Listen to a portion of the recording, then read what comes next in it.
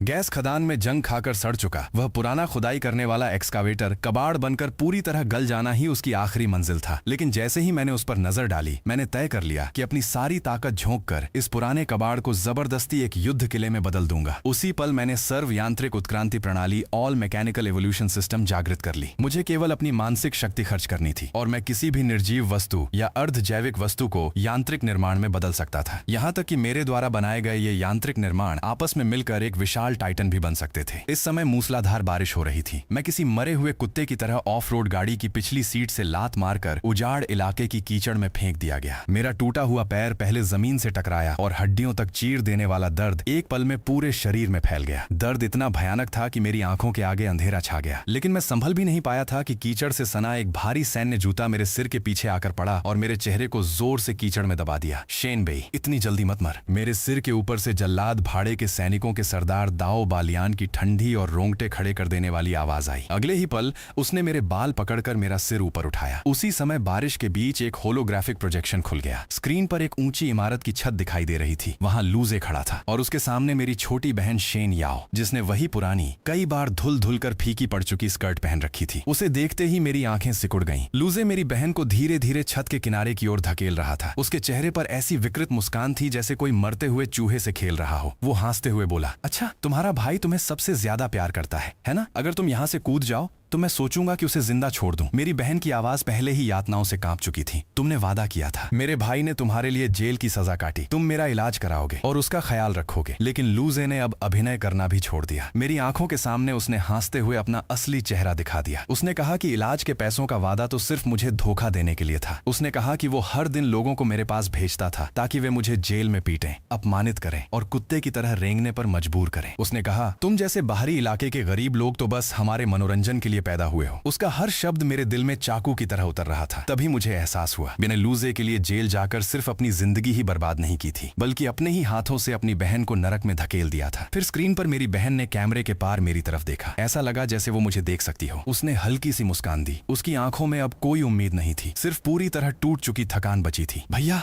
माफ करना। याओ याओ, अब आपका इंतजार नहीं कर सकती। मैं बहुत गंदी हो चुकी हूँ। मैं बहुत थक गई हूँ। अगले ही पल उसने अपनी बाहें फैला दी। एक टूटी हुई तितली की तरह वो 100 मीटर ऊंची इमारत से नीचे कूद गई। स्क्रीन उसी पल बंद हो गई। लेकिन उसी क्षण मेरी पूरी दुनिया भी टूटकर बिखर गई। नहीं, मैं पागलों की तरह कीचड़ में तड़पने लगा। मेरी उंगलियां मिट्टी को इतनी जोर से खरोंच रही थीं कि नाखून उखड़ गए और खून कीचड़ में मिल गया। लेकिन मेरा टूटा हुआ पैर मुझे उठने तक नहीं दे रहा था। मैं बस जमीन पर मरते हुए कुत्ते की तरह पड़ा चीख सकता था। अपने गले की पूरी ताकत लगाकर मैंने कसम खाई, लूजे, लू परिवार, अगर मैं मरकर भूत भी बन गया तो भी तुम सबको इसकी सबसे भयानक कीमत चुकानी पड़ेगी। दाओ बाल यान सिर्फ हंसा। हंसने के बाद उसने प्रोजेक्शन बंद किया और एक और लात मारकर मुझे पलट दिया। आराम से मौत का इंतजार करो। प्रतिबंधित क्षेत्र के वे छोटे छोटे प्यारे जीव जल्द ही तुम्हारी गंध सूंघ कर यहाँ पहुंच जाएंगे। इतना कहकर वो अपने आदमियों के साथ गाड़ी में बैठा और चला गया। ऑफ रोड गाड़ी ने कीचड़ का बड़ा गुबार उड़ाया और ऊंची दीवार की दिशा में गायब हो गई। पूरी दुनिया में सिर्फ मूसलाधार बारिश बची थी और मौत जैसी खामोशी। मैं ठंडी कीचड़ में पड़ा आसमान को देख रहा था। मुझे लग रहा था जैसे किसी ने मेरा सीना चीर कर अंदर से सब कुछ निकाल लिया हो। बदला, मैं तो खड़ा भी नहीं हो सकता था। लेकिन तभी अंधेरे की गहराई से दांत किटकिटाने जैसी एक अजीब आवाज सुनाई दी, घर घर घर। मैंने बड़ी मुश्किल से सिर घुमाया। अंधेरे में हरी चमकती आंखों की 3 जोड़ियां एक एक करके दिखाई देने लगी। वे थे म्यूटेंट शिकारी कुत्ते, प्रतिबंधित क्षेत्र के सबसे निचले स्तर के मुर्दाखोर। उन्हें घायल शिकार को घेर कर उसका डर देखना पसंद था, फिर आखिरी वार करके उसे खत्म कर देते थे। वे धीरे धीरे मेरी ओर बढ़ने लगे। उनके मुंह से टपकती लार कीचड़ में गिर रही थी। सड़ी हुई बदबूदार सांस मेरी नाक में भर गई। निराशा की लहर मुझे पूरी तरह निगलने लगी। मैं हार नहीं मानना चाहता था। मैंने अभी तक अपनी बहन का बदला नहीं लिया था। लेकिन तभी सबसे आगे वाला शिकारी कुत्ता अपना धैर्य खो बैठा। वो गुर्राया और सीधा मेरी गर्दन पर झपट पड़ा। उसी क्षण बिना किसी चेतावनी के मेरे दिमाग में एक आवाज गूंज उठी, सिस्टम। मैं एक पल के लिए स्तब्ध रह गया, लेकिन सोचने का समय ही नहीं था। नई जानकारी सीधे मेरे दिमाग में भरने लगी। अगले ही पल शिकारी कुत्ते का मुंह मेरे सामने आ चुका था। समझने का समय नहीं था। मैंने केवल मन ही मन आदेश दिया, रूपांतरण अभी। मेरी सारी मानसिक शक्ति मेरे हाथ में पड़े जंग लगे लोहे के टुकड़े में समा गई। वो जंग लगा लोहा मोम की तरह पिघल गया, फिर बिजली जैसी गति से दोबारा आकार लेने लगा। अनगिनत छोटे छोटे गियर, धातु के पैर, बियरिंग और जोड़, खट खट खट खट। सिर्फ 1 सेकंड के भीतर मेरी हथेली पर हथेली जितना बड़ा, पूरी तरह काला और लाल चमकती, कई आंखों वाला एक यांत्रिक मकड़ा बन चुका था। उसी समय शिकारी कुत्ते के दांत मेरी गर्दन को छूने ही वाले थे। मेरी आंखों में खतरनाक चमक कौंधी। मैंने सिर्फ एक आदेश दिया, जा। यांत्रिक यांत्रिक मकड़ा बिजली की तरह उछला, काली परछाई बनकर शिकारी कुत्ते के मुंह में घुस गया। शिकारी कुत्ता एक पल के लिए समझ ही नहीं पाया, लेकिन मैंने अपने गले से पूरी ताकत लगाकर सिर्फ एक शब्द निकाला, धमाका, धड़ाम। एक भयानक विस्फोट हुआ। मेरे सामने ही उस शिकारी कुत्ते का सिर विस्फोट से चकनाचूर हो गया। उबलता हुआ खून और शरीर का मलबा बारिश के साथ मिलकर मेरे ऊपर बरस पड़ा। बाकी दोनों शिकारी कुत्ते डर के मारे चीख उठे। उन्होंने अपनी पूंछ दबाई और तुरंत मुड़कर अंधेरे में भाग गए, और मैं वहीं जमीन पर पड़ा उस शिकारी कुत्ते की लाश को घूरता रहा।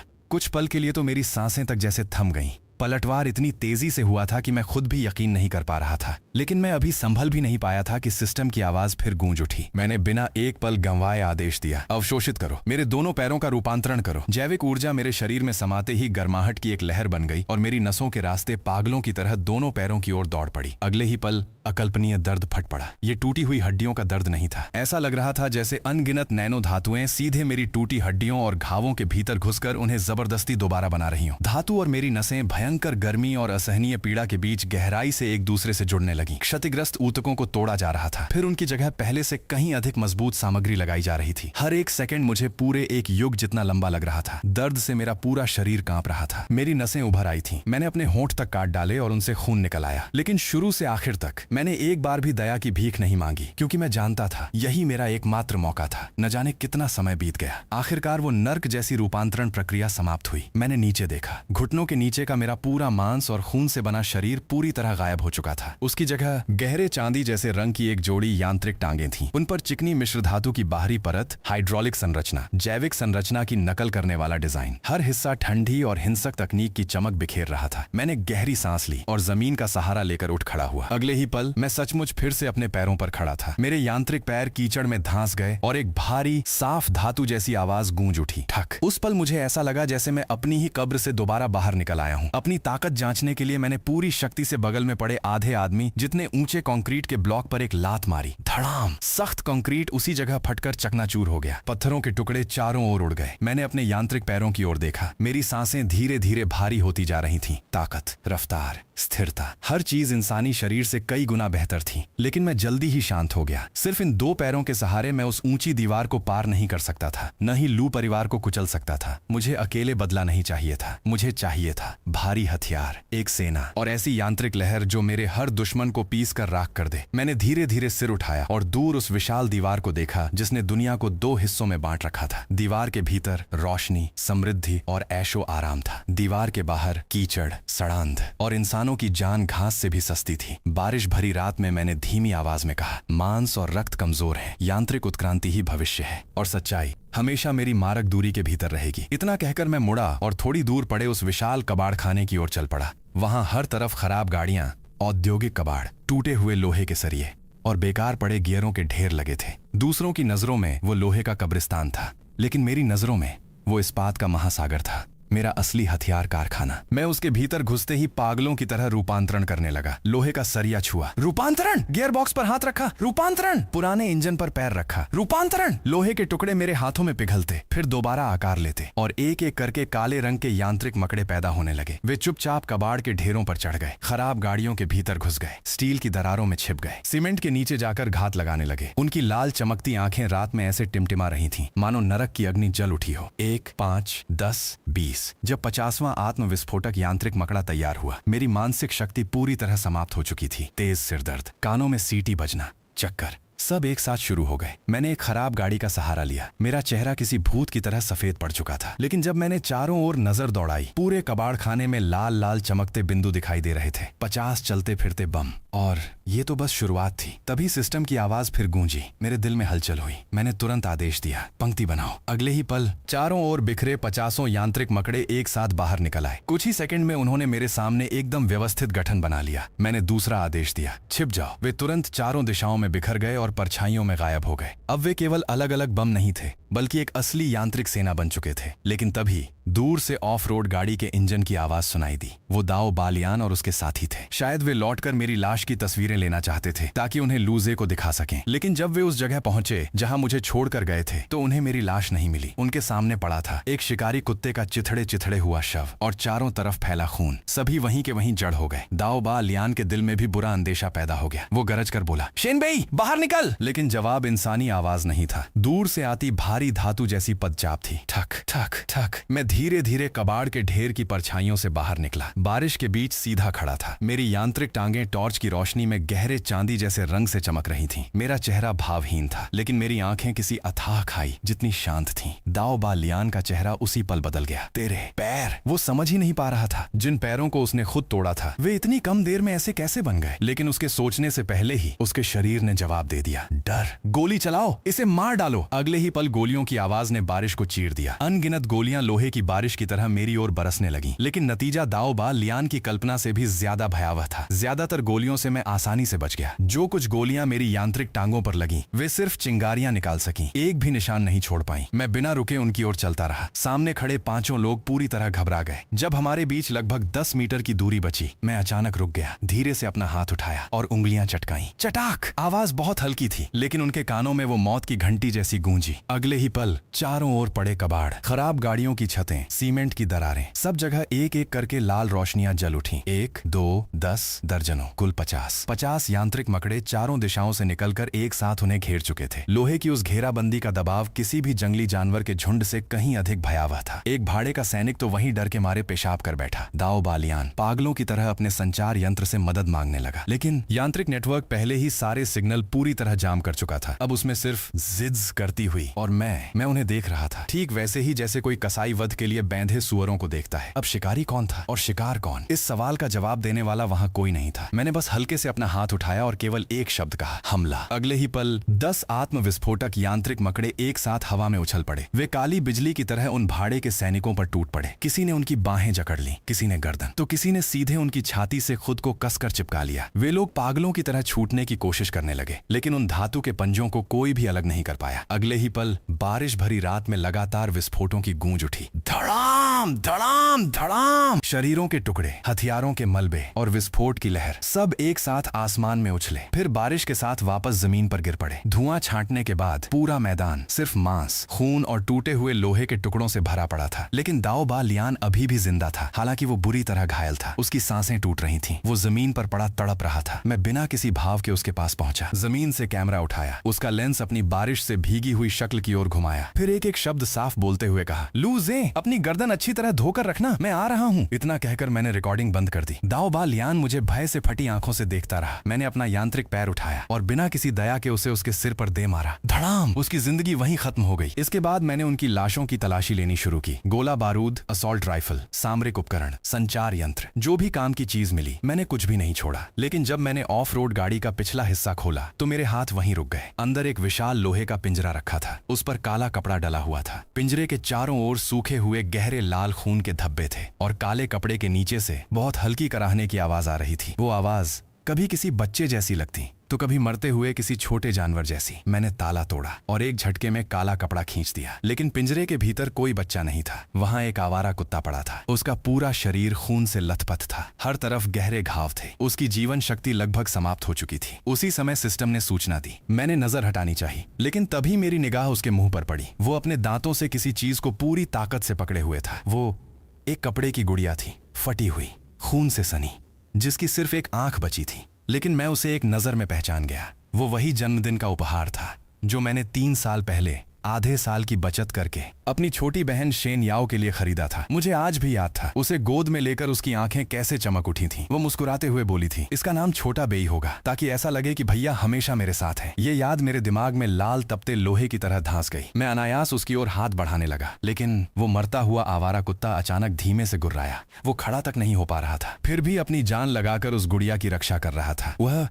शेन याओ की आखिरी निशानी की रक्षा कर रहा था। उसी क्षण मुझे वह कुत्ता नहीं लगा, मुझे लगा वो बिल्कुल मेरी तरह था, इस दुनिया द्वारा छोड़ा हुआ, कुचला हुआ, लेकिन फिर भी किसी आखिरी उम्मीद को दांतों से पकड़े हुए, मरते दम तक उसे छोड़ने को तैयार नहीं। मेरा हाथ वहीं रुक गया।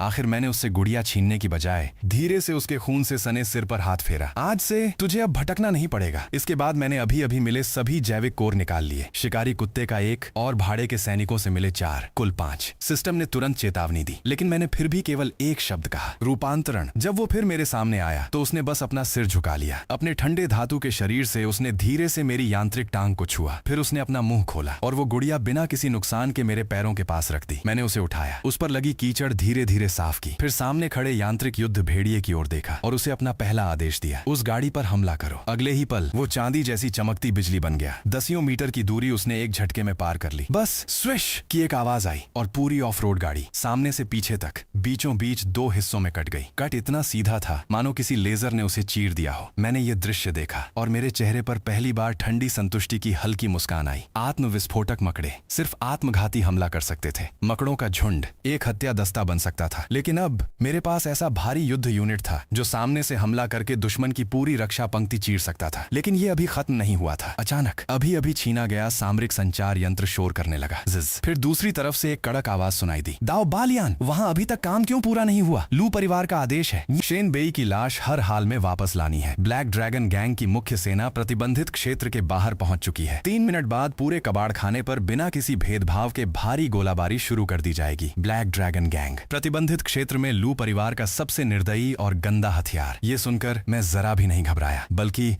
मेरे होंठों पर मुस्कान फैल गई। शिकार खुद चलकर आ गया। मैंने तुरंत जार्विस की झुंड चेतना के माध्यम से आदेश भेजा। बाकी सभी यांत्रिक मकड़े जमीन के नीचे, कबाड़ के ढेरों में और खराब गाड़ियों के नीचे घुस गए। पूरे इलाके में जाल बिछना शुरू हो गया। कुछ ही देर बाद दूर जमीन कांपने लगी। दर्जनों तेज हेडलाइटें अंधेरे को चीरती हुई दिखाई दी। 30 से भी ज्यादा भारी बख्तरबंद संशोधित वाहन चारों दिशाओं से गरजते हुए कबाड़ खाने की ओर बढ़ रहे थे। उनके शरीर पर काले ड्रैगन का निशान बना था। छतों पर भारी मशीनगनें लगी थीं। रोल केज किसी दैत्य के सींगों की तरह बाहर निकले हुए थे, लेकिन इन बख्तरबंद गाड़ियों से भी ज्यादा खतरनाक थे उनसे उतरने वाले लोग। 300 से ज्यादा पूरी तरह हथियारबंद गुंडे, नीली भूरी असॉल्ट राइफलें लिए हुए। हर चेहरे पर क्रूरता साफ झलक रही थी। उनके शरीर से वर्षों तक प्रतिबंधित क्षेत्र में लड़ते रहने की हिंसक आभा निकल रही थी। सबसे आगे वाली गाड़ी की छत पर एक गंजा, एक आंख वाला विशालकाय आदमी खड़ा था। उसकी मांसपेशियां पत्थरों की तरह उभरी हुई थी। कंधे पर दरवाजे जितनी चौड़ी एक विशाल तलवार रखी थी। वो था ब्लैक ड्रैगन गैंग का सरगना,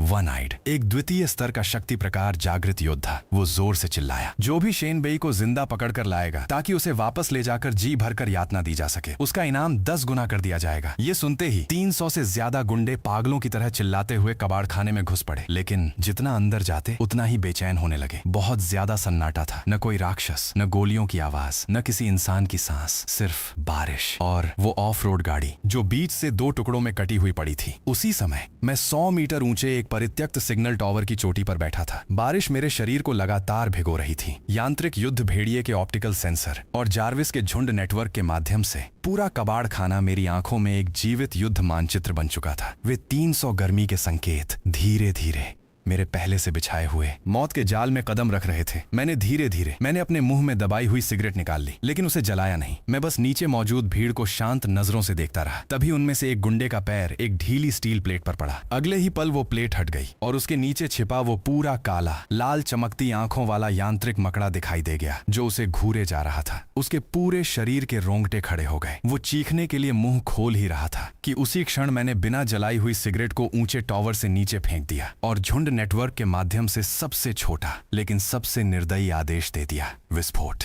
अगले ही पल जो फटा वो सिर्फ एक जगह नहीं थी, पूरा कबाड़ खाना, पूरा विस्फोटक जाल एक साथ सक्रिय हो गया। धड़ाम धड़ाम धड़ाम धड़ाम, ऐसा लगा जैसे किसी ने पूरी धरती पर लोहे का हथौड़ा दे मारा हो। जमीन एक ही पल में धंस गई। मिट्टी, लोहे के सरिये, टूटी हुई गाड़ियों के ढांचे, हथियारों के टुकड़े और उन गुंडों के शरीर सब विस्फोट की लहर के साथ आसमान में उछल गए, फिर बारिश की तरह चारों ओर गिरने लगे। जो गुंडे कुछ सेकंड पहले मेरा सिर लाने की बातें कर रहे थे, उन्हें पूरी चीख निकालने का मौका भी नहीं मिला। वे उसी जगह निगल लिए गए। कई बख्तरबंद गाड़ियां सीधे हवा में पलट फट गईं। मशीनगनों के स्टैंड मरोड़कर टेढ़े हो गए। चारों ओर आग की लपटें उठीं। लाल रोशनी ने पूरे इलाके को रंग दिया। सिर्फ इस एक हमले में ब्लैक ड्रैगन गैंग की 300 लोगों वाली घेराबंदी का आधा हिस्सा खत्म हो गया। लेकिन असली दुःस्वप्न तो अभी शुरू हुआ था। विस्फोट का धुआं अभी बैठा भी नहीं था कि पूरे कबाड़ खाने में एक फटी हुई धातु जैसी भेड़िए की गर्जना गूंज उठी। यांत्रिक युद्ध भेड़िया चल पड़ा। वो चांदी की परछाई बनकर कबाड़ के पहाड़ के पीछे से सीधे अफरा तफरी मचाती भीड़ में घुस गया। एक गुंडे ने अभी बंदूक उठाई ही थी कि उसके सीने पर उसके पंजे का घातक प्रहार पड़ा। वो वहीं मारा गया। दूसरा भागने के लिए मुड़ा, लेकिन युद्ध भेड़िए ने छलांग लगाकर उसे बीच से ही गिरा दिया। वो किसी तेजी से घूमती मिश्र धातु की तलवार की तरह भीड़ के बीच बार बार घुसता, उन्हें चीरता और काटता चला गया। गोलियां उसकी बख्तरबंद देह पर लगकर सिर्फ चिंगारियां निकाल रही थीं। वे उसे एक कदम भी नहीं रोक पा रही थीं। आखिरकार बचे हुए लोग पूरी तरह टूट गए। उन्होंने बंदूकें फेंक दी, रोने लगे, चीखते हुए भागने लगे। वे अब शिकारी नहीं बल्कि कसाई खाने में घुसाए गए शिकार बन चुके थे। लेकिन तभी वन आइड आगे बढ़ा। विस्फोट के पहले ही पल उसने एक द्वितीय स्तर जागृत योद्धा होने के कारण घातक वार से खुद को बचा लिया था। हालांकि विस्फोट की लहर ने उसे दूर फेंक दिया था। उसकी एक बांह से लगातार खून बह रहा था, लेकिन उसी चोट ने उसके भीतर का उन्माद और भड़का दिया। वो दहाड़ा, कोई पीछे नहीं हटे। उसके पूरे शरीर की मांसपेशियां गुब्बारे की तरह फूल गईं। उसका शरीर और भी विशाल हो गया। उसके पैरों के नीचे की जमीन फट गई और वो तोप के गोले की तरह यांत्रिक युद्ध भेड़िए की ओर लपका। उसके हाथ की विशाल तलवार बारिश को चीरती हुई कान फाड़ देने वाली आवाज के साथ ऊपर से नीचे गिरी। मेरे लिए टूट जा। उस वार का दबाव इतना भयानक था कि तलवार के पहुंचने से पहले ही उसके सामने गिरती बारिश छिटक गई। लेकिन यांत्रिक युद्ध भेड़िया पीछे नहीं हटा। उसकी लाल इलेक्ट्रॉनिक आंखें चमक उठी। उसने अपना मिश्र धातु का पंजा सीधा सामने उठाया। अगले ही पल ठाओंग! विशाल तलवार और धातु का पंजा आमने सामने टकरा गए। कानों को चीर देने वाली धातु की टक्कर पूरे वर्षा वन में गूंज उठी। चिंगारियां चारों ओर बिखर गईं। टक्कर से निकली सफेद झटके की लहर चारों दिशाओं में फैल गई। कीचड़, पत्थर और मलबा सब हवा में उड़ गए। वन आइड का चेहरा उसी पल बदल गया, क्योंकि उसका वार युद्ध भेड़िए को काट नहीं पाया। उल्टा भीतर से उठी भयानक ताकत ने उसे कई कदम पीछे धकेल दिया। उसकी हथेली फट गई। खून तलवार के हत्थे से बहने लगा। उसने नीचे देखा। उसकी उच्च ग्रेड मिश्र धातु वाली विशाल तलवार की धार पर चावल के दाने जितना बड़ा एक टूट चुका निशान बन गया था। लेकिन सामने यांत्रिक युद्ध भेड़िए के पंजे पर एक खरोंच तक नहीं थी। उसी क्षण वन आइड सचमुच डर गया। वो एक द्वितीय स्तर का शक्ति प्रकार जागृत योद्धा था। उसके इस वार से विशाल राक्षस भी दो टुकड़ों में कट जाते थे, लेकिन वो सामने खड़े इस यांत्रिक दैत्य की रक्षा तक नहीं तोड़ पाया। वो अभी इस सदमे से बाहर भी नहीं निकला था कि युद्ध भेड़िया फिर हरकत में आ गया। उसने न दहाड़ लगाई, न एक पल रुका। उसकी लाल इलेक्ट्रॉनिक आंखें फिर चमकी और अगले ही पल वो चांदी की बिजली बनकर गायब हो गया। बहुत तेज, इतना तेज कि वन आइड सिर्फ सहज प्रतिक्रिया में तलवार आड़े रख सका। लेकिन युद्ध भेड़िए का निशाना उसका सीना नहीं था। चटाक! धातु और हड्डियों के टकराने की डरावनी आवाज गूंज उठी। वन आइड ने ऐसी चीख मारी कि सुनने वालों की रूह कांप गई। उसने अपनी आंखों से देखा कैसे युद्ध भेड़िए के जबड़ों की भयानक ताकत ने उसकी तलवार पकड़े पूरी दाहिनी बाह को जड़ से चबा डाला। भयानक चीख के साथ वो अपनी कटी हुई बाह पकड़कर पीछे लड़खड़ाने लगा। उसका चेहरा पूरी तरह विकृत हो चुका था। उसका घमंड, उसकी ताकत, उसकी क्रूरता सब उसी पल गायब हो गई। अब उसके भीतर सिर्फ आदिम भय बचा था और उसकी इस हार ने ब्लैक ड्रैगन गैंग के बाकी गुंडों का आखिरी हौसला भी तोड़ दिया। बॉस हार गया, भागो, ये राक्षस है, ये शैतान है। जो लोग अभी तक संख्या और हथियारों के भरोसे आगे बढ़ रहे थे, वे सब एक साथ भागने लगे। उन्होंने बंदूकें तक छोड़ दी। उन्हें सिर्फ इस नरसंहार से जितनी दूर हो सके भागना था। लेकिन मैंने शुरू से ही उन्हें जिंदा जाने देने का इरादा नहीं किया था। यांत्रिक युद्ध भेड़िए ने धीमी गुर्राहट की और सीधे भागती भीड़ में घुस गया। वो किसी तेज गति से चलती युद्ध मशीन जैसा था। जहां से भी गुजरता गुंडे उड़ते, टूटते और मरते चले जाते। उसी समय 100 मीटर ऊंचे परित्यक्त सिग्नल टावर के ऊपर मैं पूरी शांति से उस छीनी हुई असॉल्ट राइफल को थामे बैठा था। मैं भीड़ पर अंधाधुंध गोलियां नहीं चला रहा था, क्योंकि जार्विस की पहचान प्रणाली के कारण मुझे साफ दिखाई दे रहा था। भारी हथियार चला रहा है, कौन छोटा सरदार है, कौन मदद बुलाने की कोशिश कर रहा है। इसलिए हर गोली अपने लक्ष्य पर जा रही थी। धाएं! एक गुंडा जो भारी मशीन गन पर चढ़ने वाला था सीधे गिर पड़ा। धाएं! दूसरा जो गाड़ी के पीछे छिपकर संचार यंत्र में चीख रहा था उसी जगह ढेर हो गया। मेरी गोलियां बहुत तेजी से नहीं चल रही थीं, लेकिन हर गोली मौत लेकर आ रही थी। नीचे यांत्रिक युद्ध भेड़िया सामने से नरसंहार कर रहा था। ऊपर मैं मौत के देवता की तरह एक एक नाम चुनकर उन्हें खत्म कर रहा था। सिर्फ 10 मिनट से भी कम समय में ब्लैक ड्रैगन गैंग की 300 लोगों की पूरी मुख्य टुकड़ी नष्ट हो चुकी थी। जो कुछ दर्जन लोग किसी तरह जिंदा बचे, वे रोते चिल्लाते कबाड़ खाने के बाहर की ओर भागे। लेकिन जब उन्हें लगा कि वे बच जाएंगे, धड़ाम! एक आकृति सीधे 100 मीटर ऊंचे टावर से नीचे आ गिरी। वह मैं था। मेरे यांत्रिक पैर भारी धमाके के साथ जमीन पर गिरे। मिट्टी तुरंत धंस गई। मकड़ी के जाले जैसी दरारें चारों ओर फैल गईं। मैं धीरे धीरे सीधा खड़ा हुआ, बिना किसी भाव के उन लोगों के सामने आकर खड़ा हो गया। उनकी बच निकलने की आखिरी दूसरी राह भी बंद हो चुकी थी। मैंने शांत आवाज में कहा, जब आ ही गए हों तो अब कोई वापस नहीं जाएगा। मेरी आवाज ऊंची नहीं थी। उनके कानों में वह आवाज किसी भी बंदूक या तोप से ज्यादा डरावनी लगी। किसी ने घबराकर बंदूक उठाई, लेकिन ट्रिगर दबाने से पहले ही मैंने अपना हाथ उठाया और हल्के से उंगलियां चटका दी। चटाक! अगले ही पल उन गुंडों के पैरों के नीचे की मिट्टी, पास पलटी हुई गाड़ियां, खराब वाहनों के नीचे और बिखरे हुए धातु के टुकड़ों के ढेरों से अचानक एक साथ अनगिनत यांत्रिक घर्षण की आवाजें आने लगीं। खट खट खट। फिर एक एक करके नए यांत्रिक मकड़े मिट्टी और परछाइयों से बाहर निकलने लगे। ये सभी अभी युद्ध के दौरान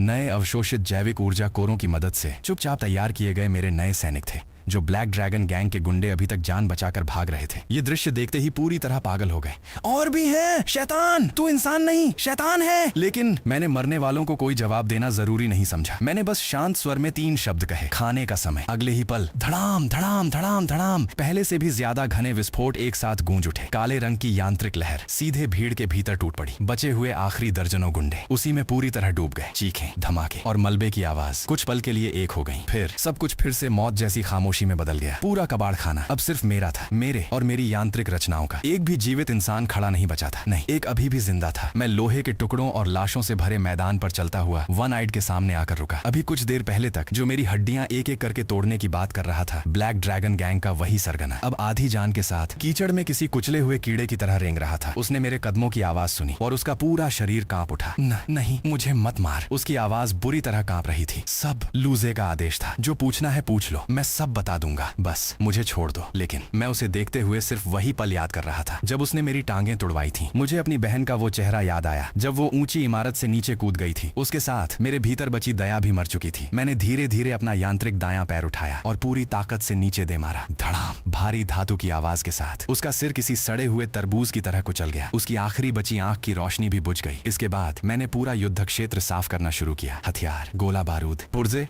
बख्तर, जैविक ऊर्जा कोर, जो भी काम की चीज थी मैंने कुछ भी नहीं छोड़ा। खासकर युद्ध भूमि में बिखरे जैविक ऊर्जा कोर। मैंने उन्हें एक एक करके उठाया और अवशोषित करता गया। 1, 2, 10। आखिरकार पूरे 27 जैविक ऊर्जा कोर मैंने अपने भीतर समा लिए। सिस्टम के ऊर्जा संकेतक तेजी से भरने लगे। लेकिन तभी वन आइड की कमर पर पड़ा कीचड़ से सना सामरिक संचार यंत्र अचानक जोर जोर से कंपन करने लगा। स्क्रीन पर सिर्फ एक नाम चमक रहा था, लूजे युवा स्वामी। मैं कुछ पल के लिए रुक गया, फिर धीरे से संचार यंत्र उठा लिया। मेरे होठों पर एक ठंडी, अजीब और लगभग पागलपन भरी मुस्कान फैल गई। मैंने कॉल स्वीकार कर ली। ऊंची दीवार के भीतर लू परिवार की हवेली, चारों ओर जगमगाती रोशनियां थीं। क्रिस्टल के झूमर चमक रहे थे। शैंपेन, महंगे इत्र और शानदार भोजन की खुशबू पूरे हॉल में फैली हुई थी। ये जगह उजाड़, दुनिया से बिल्कुल अलग किसी और संसार जैसी लग रही थी। लूजे मुख्य सोफे पर आराम से बैठा था। उसने सफेद रंग का विशेष सिलवाया हुआ सूट पहन रखा था। उसकी बाहों में एक खूबसूरत सजी धजी महिला थी। उसके चेहरे पर ऐसा भाव था मानो उसने अभी अभी किसी इंसान को नहीं, बस एक कीड़े को मरवाया हो। महिला ने मुस्कुराकर पूछा, प्रतिबंधित क्षेत्र वाला वो गंदा कीड़ा क्या अब तक खत्म हो गया होगा? लूजे ने शराब का गिलास उठाया और हल्की मुस्कान के साथ बोला, बस एक टूटी टांगों वाला कचरा था। मैंने वन आइड के साथ 300 लोग भेजे हैं। अब तक तो उसकी हड्डियां भी जंगली जानवर खा चुके होंगे। उसी समय उसका निजी संचार यंत्र कंपन करने लगा। वन आइड का कॉल। लूजे ने बिना देखे ही कॉल उठा लिया। उसकी आवाज में अभी भी मजाक था। वन आइड, वीडियो बना लिया? ध्यान रखना, एंगल अच्छा होना चाहिए। मैं उस कचरे के चेहरे पर मौत से पहले की निराशा साफ देखना चाहता हूँ। लेकिन दूसरी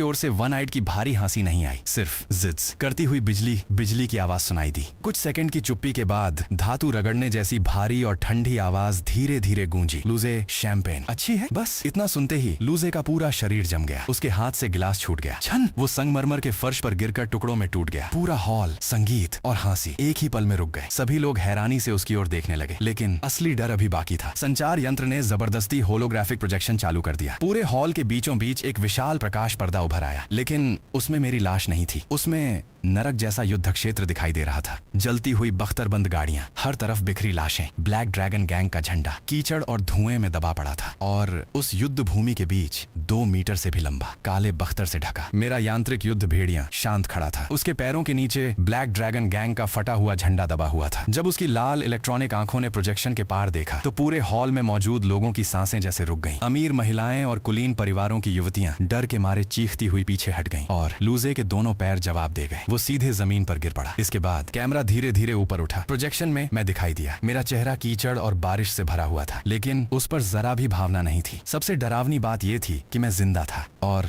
उस नरसंहार के बीच सीधा खड़ा था। फिर कैमरा नीचे झुका। वन आइड का विशाल शरीर किसी मरे हुए कुत्ते की तरह मेरे पैरों के पास पड़ा था। पूरा शरीर बुरी तरह टूटा हुआ। उसकी एकमात्र बची आंख डर से कांप रही थी। वो टूटती हुई आवाज में बोला, लू लू यम। लेकिन वो अपनी बात पूरी भी नहीं कर पाया। मैंने अपना यांत्रिक दायां पैर उठा लिया। नहीं, हवेली के हॉल में लू से चीख पड़ा। उसकी आवाज तक बदल चुकी थी, लेकिन अगले ही पल प्रोजेक्शन में मेरा पैर नीचे आ गिरा। वन आइड की चीख अचानक हमेशा के लिए खत्म हो गई। पूरे हॉल में मौत जैसा सन्नाटा छा गया। सबके चेहरे राख की तरह सफेद पड़ चुके थे। कोई कांप रहा था, कोई घबराकर उल्टी करने लगा और लूजे तो डर के मारे पूरी तरह टूट चुका था। वो जमीन पर बैठा था। उसके मुंह से एक पूरा वाक्य तक नहीं निकल रहा था। तब मैंने कैमरा फिर अपनी ओर घुमाया। प्रोजेक्शन के पार सीधे लूजे की आंखों में देखा। मेरी आंखों में न गुस्सा था न चीख, सिर्फ ऐसी ठंडी शांति जो किसी भी क्रोध से कहीं अधिक भयावह थी। मैंने एक एक शब्द साफ बोलते हुए कहा, अपनी गर्दन अच्छी तरह धोकर रखना। मैं एक पल के लिए रुका, फिर एक एक शब्द बोलते हुए कहा, 3 दिन बाद मैं तुम्हारे दरवाजे पर दस्तक दूंगा। इतना कहकर मैंने लूजे को एक शब्द भी बोलने का मौका नहीं दिया। मैंने अपनी मुट्ठी जोर से भींची। चटाक, संचार यंत्र मेरे हाथों में मरोड़कर लोहे के बेकार टुकड़े में बदल गया। होलोग्राफिक प्रोजेक्शन उसी पल बंद हो गया। लू परिवार के भव्य भोज कक्ष में अब सिर्फ टूटा हुआ कांच, चेहरों से रंग उड़े हुए लोग और डर से पूरी तरह टूट चुका लूजे बचा था। कबाड़ खाने में मैंने संचार यंत्र के टूटे हुए टुकड़े बारिश में बह जाने दिए। फिर धीरे धीरे सिर उठाकर दूर खड़ी उस ऊंची दीवार को देखा। लेकिन मैं अच्छी तरह जानता था मेरी मौजूदा ताकत अभी भी उस दरवाजे को तोड़ने के लिए काफी नहीं थी। मैं ब्लैक ड्रैगन गैंग को खत्म कर सकता था, लेकिन अगर सचमुच ऊंची दीवार के भीतर घुसकर लू परिवार को कुचलना था तो मैं अभी उससे बहुत दूर था। मुझे और भी भारी मारक क्षमता चाहिए थी। मुझे ऐसा हथियार चाहिए था जो शहर की दीवार तक तोड़ सके। मैंने तुरंत वन आइड के संचार यंत्र से निकाला गया प्रतिबंधित क्षेत्र का नक्शा खोला। ब्लैक ड्रैगन गैंग के एक एक ठिकाने, गोदाम और संसाधन केंद्र उस पर चिन्हित थे। लेकिन मेरी नजर आखिर जाकर नक्शे के सबसे गहरे हिस्से पर टिक गई। लाल घेरे से चिन्हित एक क्षेत्र, परित्यक्त खदान। उसके नीचे सिर्फ कुछ शब्द लिखे थे, लेकिन वे काफी थे। मैं उन शब्दों को देखकर मुस्कुराया। विशाल इकाई, बिल्कुल सही। जब बारिश रुकी तब भी सुबह नहीं हुई थी। सिस्टम का काउंटडाउन लगातार चल रहा था। समय बहुत कम था और मेरी मारक शक्ति अभी भी बहुत कम थी। मैंने यांत्रिक युद्ध, भेड़िए और मकड़ों के झुंड को आदेश दिया कि वे युद्ध क्षेत्र साफ करें। बख्तर उतारो, धातु इकट्ठी करो, हथियार उठाओ, ऊर्जा कोर निकलो। लेकिन इतना करने के बाद भी सिस्टम के पैनल पर दिख रहे धातु और ऊर्जा भंडार इतने नहीं थे कि मैं अंदरूनी शहर के शासकों को चुनौती दे सकूं। इसलिए मैंने एक पल भी बर्बाद नहीं किया। मैं सीधे यांत्रिक युद्ध भेड़िए की पीठ पर सवार हुआ। अब तक 200 से भी अधिक यांत्रिक मकड़ों की सेना मेरे साथ थी। हम नक्शे के अनुसार सीधे परित्यक्त खदान की ओर निकल पड़े। ये परित्यक्त खदान दुनिया द्वारा भुला दिया गया एक विशाल औद्योगिक कब्रिस्तान लग रही थी। विशाल खुली खदान, गिरी हुई कार्यशालाएं, जंग लगे कन्वेयर बेल्ट, टूटे हुए खदान वाहन, हर जगह ठंडी धातु और भारी जंग की गंध फैली थी। लेकिन ये जगह बिल्कुल शांत नहीं थी। मैंने जैसे ही खदान में कदम रखा, एक दूसरी श्रेणी का भूमिगत दैत्य जिसका आकार गैंडे जितना था और पूरा शरीर हड्डियों जैसे कांटों से ढका था, मलबे के भीतर से मुझ पर टूट पड़ा। लेकिन वो जितनी तेजी से आया उससे भी तेज मर गया। यांत्रिक युद्ध भेड़िया अपनी जगह से हिला तक नहीं। जब वो दैत्य उसके पास से गुजरा तो उसने बस अपना सिर घुमाया। भेड़िए का सिर किसी विशाल इंजीनियरिंग हथौड़े की तरह उसके शरीर से टकराया। कड़ाक, हड्डियों के टूटने की आवाज साफ सुनाई दी। वो विशाल दैत्य दसियों मीटर दूर जा गिरा, आधी दीवार तोड़ता हुआ जमीन पर गिरा और उसी पल मर गया, एक ही वार में। इसके बाद खदान में मौजूद बाकी दूसरी श्रेणी के राक्षस भी जल्दी ही खत्म कर दिए गए। ये पूरा औद्योगिक खंडहर अब मेरा नया अड्डा बन चुका था। मैंने तुरंत आदेश दिया, जारविस, पूरे खदान क्षेत्र को स्कैन करो। जहां सबसे अधिक धातु मौजूद हो उसे खोजो। कुछ ही देर में परिणाम सामने आ गया। मेरे आदेश मिलते ही 200 से अधिक यांत्रिक मकड़े तुरंत इंजीनियरिंग दस्ते में बदल गए। वे खदान की दीवारों से नीचे उतरकर पागलों की तरह खुदाई करने लगे। मिट्टी,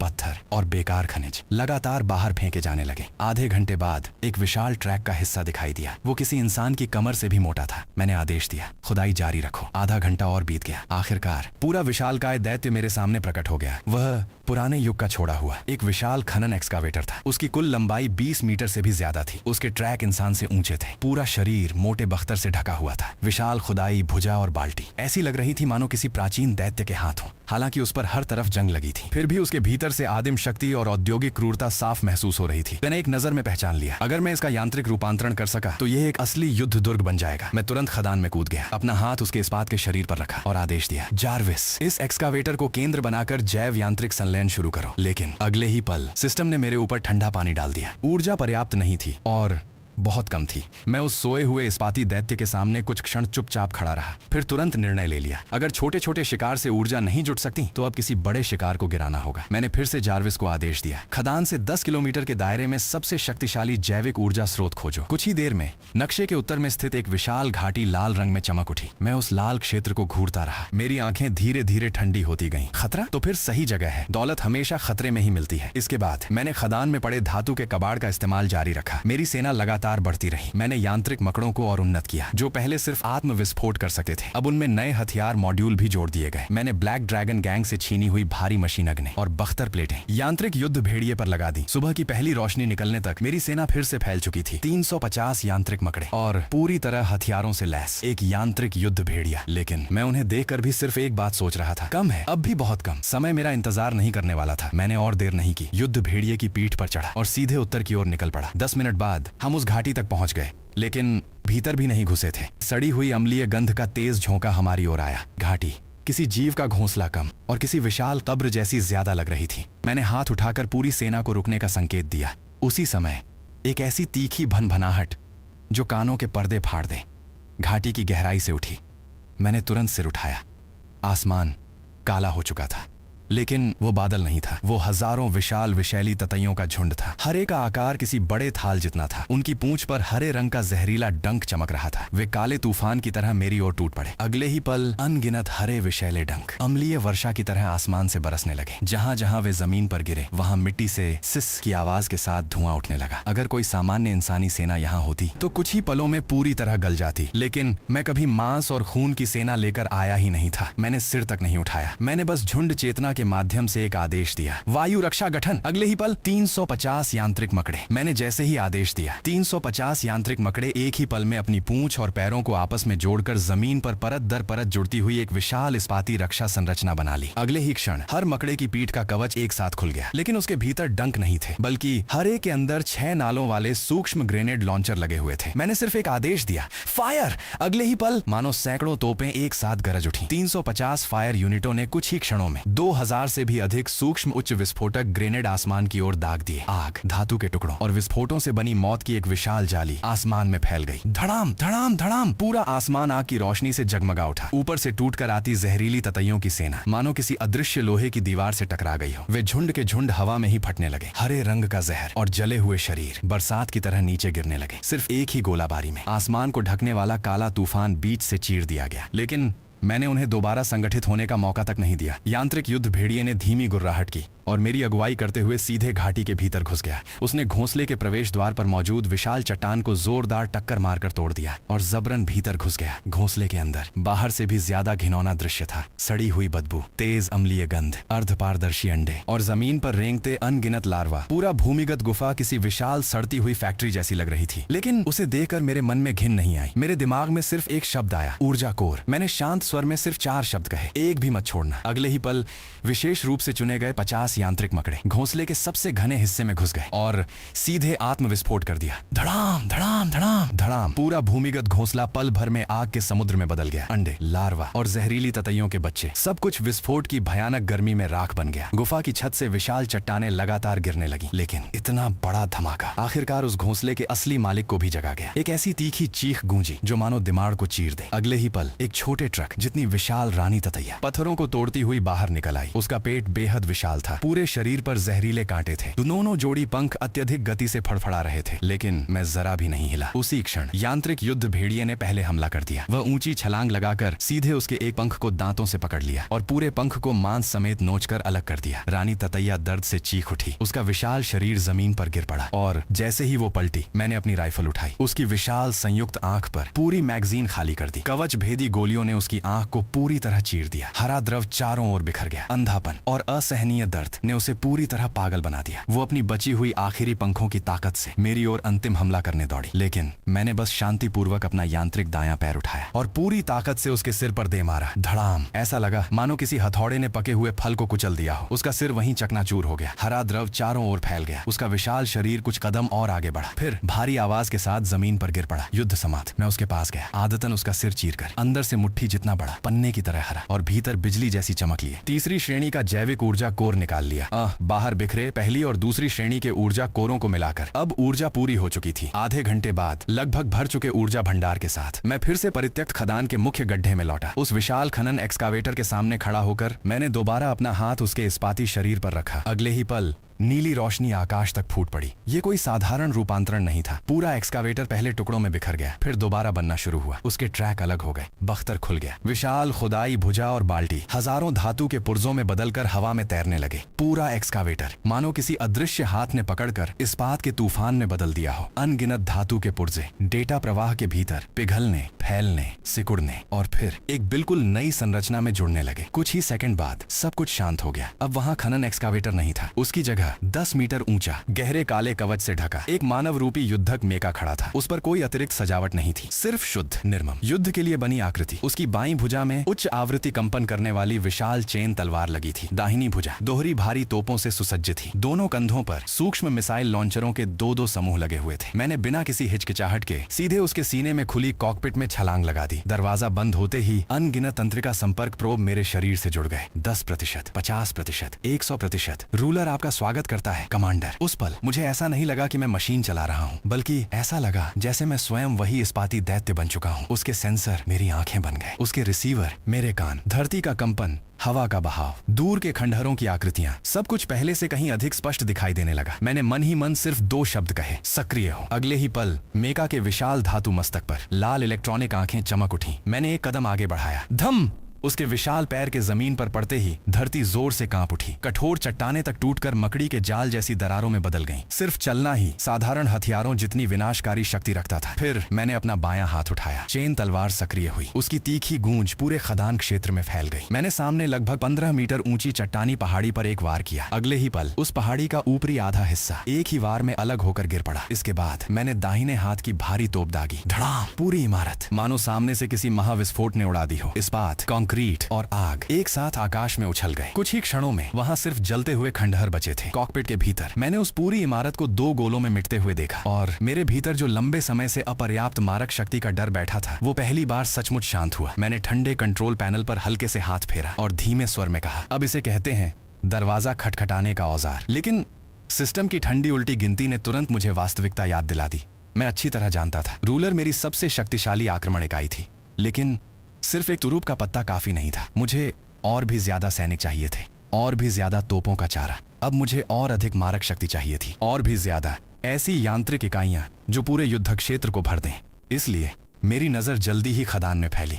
कई किलोमीटर लंबी पुरानी कन्वेयर बेल्टों और उत्पादन लाइनों पर जा टिकी एक नई विशाल सेना तैयार करने की योजना मेरे दिमाग में तेजी से आकार लेने लगी। लेकिन जैसे ही मैं अगला निर्माण आदेश देने वाला था, अचानक बिना किसी चेतावनी के कॉकपिट के भीतर कान फाड़ देने वाला अलार्म गूंज उठा। Beep beep beep! मेरी आंखें सिकुड़ गईं। मैंने तुरंत रडार स्कैनिंग स्क्रीन की ओर देखा। स्क्रीन पर जो अनजान संकेत अभी कुछ क्षण पहले तक पीले रंग के थे, अब चारों दिशाओं से बेहद तेज गति से खदान की ओर बढ़ रहे थे। और जैसे ही जार्विस ने उनकी पहचान पूरी की, कुछ ही सेकंड में वे सभी संकेत सबसे अधिक शत्रुता दर्शाने वाले गहरे लाल रंग में बदल गए। घने लाल बिंदु पूरे रडार पर फैल गए। 7वीं मोबाइल रेजिमेंट पहले ही मेरे बाहरी इलाके तक पहुंच चुकी थी। मैं रूलिंगर के लिए और अधिक अग्निशक्ति तैयार करके अपनी यांत्रिक सेना बढ़ाने ही वाला था कि अचानक कॉकपिट के भीतर चेतावनी अलार्म पागलों की तरह बजने लगे। होलोग्राफिक रडार पर अनगिनत लाल बिंदु चारों दिशाओं से मेरी ओर बढ़ रहे थे, मानो खून से बनी एक विशाल जाल धीरे धीरे सिकुड़कर सिर्फ एक लक्ष्य को घेर रही हो। खदान के केंद्र में खड़ा मैं, एक पूरी मोबाइल रेजिमेंट, साथ में टैंक, बख्तरबंद वाहन और स्वचालित तोपखाना। इतनी ताकत इस बर्बाद दुनिया में पूरे एक छोटे शहर को मिटाने के लिए काफी थी। लेकिन मैंने रडार पर चमकते उन लाल बिंदुओं को देखा और घबराने की बजाय बस धीरे से कहा, 11 घंटे काफी हैं। अगले ही पल मैं सीधे रूलिंगर के कॉकपिट से बाहर कूद गया। जमीन पर उतरते ही मैंने पीछे मुड़कर भी नहीं देखा। सीधे खदान के सबसे भीतर उस जंग लगी बरसों से बंद पड़े अयस्क परिशोधन कारखाने की ओर बढ़ गया। मैं अच्छी तरह जानता था खतरा हमेशा बुरी चीज नहीं होता। दूसरों के लिए ये मौत का फरमान था, लेकिन मेरे लिए ये सबसे बेहतरीन उत्पादन योजना थी। धड़ाम! मैंने एक लात मारकर जंग लगे मिश्र धातु के दरवाजे को उड़ा दिया और उस वर्षों से मृत पड़े औद्योगिक कारखाने के भीतर प्रवेश किया। विशाल हाइड्रोलिक प्रेस, गलाने वाली भट्टियां, कन्वेयर बेल्ट, रोबोटिक भुजाएं, सब धूल से ढकी थी, मानो औद्योगिक सभ्यता की लाशें यहीं छोड़ दी गई हों। लेकिन मेरी नजर में ये कबाड़ नहीं थे, ये मेरे हथियार कारखाने का ढांचा थे। मैं सीधे मुख्य नियंत्रण कंसोल तक गया और बिना हिचकिचाए अपना दायां हाथ उस पर रख दिया। जार्विस, प्रोग्राम हैक शुरू करो। मैं इस पूरी फैक्ट्री का नियंत्रण अपने हाथ में लेता हूँ। अगले ही पल